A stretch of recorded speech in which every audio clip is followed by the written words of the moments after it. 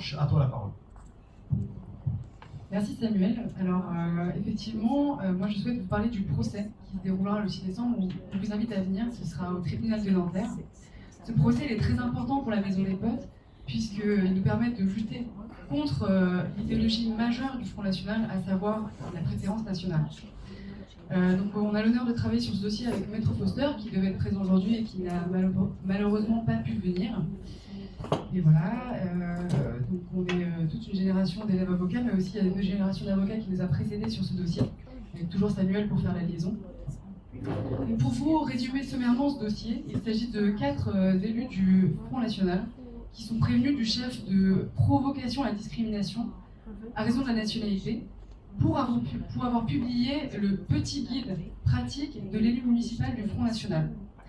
Dans ce guide, il donnait en fait la consigne de privilégier l'accès à l'attribution des logements sociaux aux Français.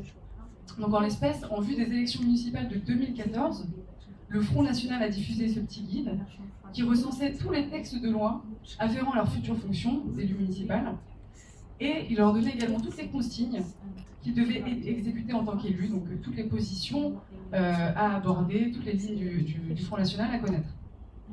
Alors ce guide, il a été rédigé par Sophie Montel, il a été corrigé et modifié par Steve Briouat, donc un autre élu municipal du Front National.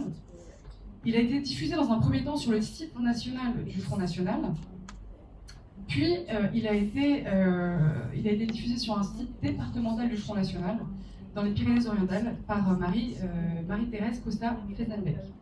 Ce guide également a été distribué lors de la Convention nationale des municipales en novembre 2013, qui réunissait environ 1500 personnes, soit des candidats, des futurs candidats au municipal, mais aussi des militants, et ainsi que des secrétaires fédéraux, entre autres.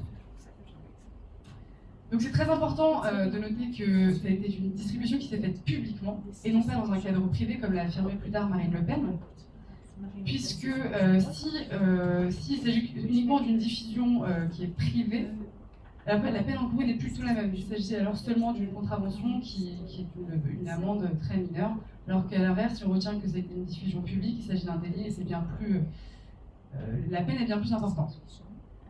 Donc alors, cette consigne, qualifiée de provocation à la discrimination, porte sur la préférence nationale dans l'attribution des logements sociaux.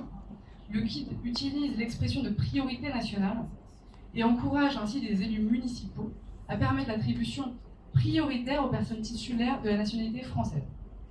Donc les 4 prévenus dans cette affaire sont tout d'abord M. Jean-François Jalc, directeur de la publication du site du Front National, vice-président du parti et directeur juridique lors des faits.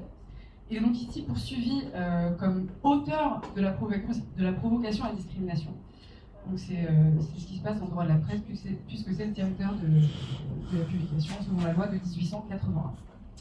Lui se défend en disant qu'il n'est pas prouvé que le guide a été publié sur son site, sur le site national, et il dit qu'il n'est pas responsable des autres sites, donc les sites départementaux, alors même que dans un premier temps, il disait qu'il était responsable également de ces sites, donc départementaux, puisque ceux-ci n'avaient aucune personnalité juridique propre.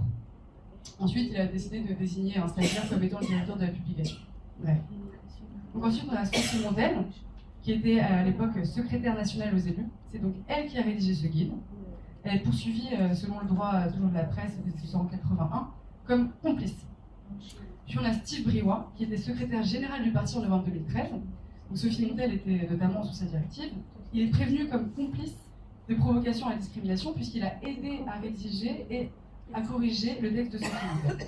Lui se défend en disant qu'il n'est absolument pas impliqué dans la rédaction de ce guide, qu'il ne s'agit que de l'œuvre de Madame Montel, alors même que nous détenons un échange mail entre deux, où il la corrige et lui fait des propositions pour la rédaction de ce guide. Enfin, nous avons donc Marie-Thérèse Costa-Fesenbeck, qui a publié le guide sur le site de son département, donc des Pyrénées-Orientales. Elle est donc complice de droit commun, et elle se défend en disant que c'était son défunt mari qui avait procédé à la publication, et qu'il était directeur de la publication, même si à ce moment il n'y avait pas encore de poste officiel, de titre officiel au sein de l'association, puisque le Front National était encore jeune en fait. Donc alors 2 enjeux majeurs dans ce procès. Donc, tout d'abord, comme je vous le disais, la condamnation du Front National pour son idéologie majeure, savoir la préférence nationale. À ce titre, ce n'est pas la première fois qu'on obtiendrait une condamnation d'une élue Front National pour la mise en place de la préférence nationale.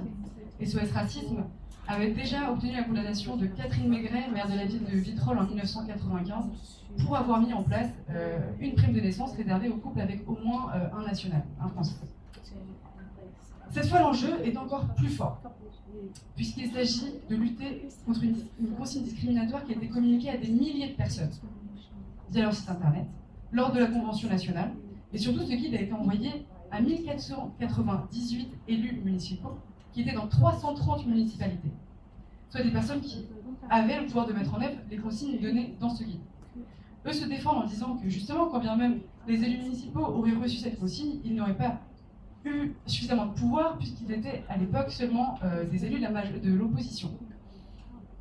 Donc à cet égard, nous avons justement l'exemple de Marie-Thérèse Costa-Fettenbeck, qui était donc dans l'opposition à Perpignan et qui était vice-présidente du CCAS. Donc elle avait parfaitement la capacité de mettre en œuvre cette politique de préférence nationale dans l'attribution des logements sociaux. Ensuite, le second enjeu majeur de ce procès est de faire intervenir d'autres associations européennes. Et donc j'en ai discuté avec M. Pedro Dias-Loro l'autre jour. Et le but est de montrer qu'il ne s'agit pas uniquement d'une question française, que ça dépasse nos frontières. D'abord, comme on le sait, parce que la montée des extrêmes n'est pas uniquement française, mais au moins européenne et même plus, elle est mondiale. Mais surtout, ce type de mesure discriminatoire vient directement discriminer des Européens venus s'installer en France. C'est pour cela que nous sommes vraiment très heureux d'avoir obtenu l'accord des autres associations pour se lier à nous.